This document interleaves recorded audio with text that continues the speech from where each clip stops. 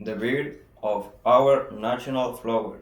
The Copihue makes us travel back in time, where our country was only inhabited by native people. The Mapuches and the Pehuenches were tribes that were dedicated to fishing, weathering, and working the land. Was enmity between them, and that was how they suffered when we sing the love between Copy and West, the young men belonging to both their fight for the love they felt made them end up in the sudden ending.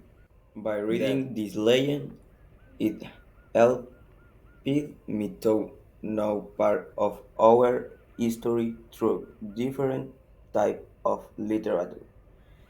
In addition to enhancing verbal language and the acquisition of understand and little more about our culture, know what they did and know they live from the it is short text which I recommended for children over 7 years of age and older.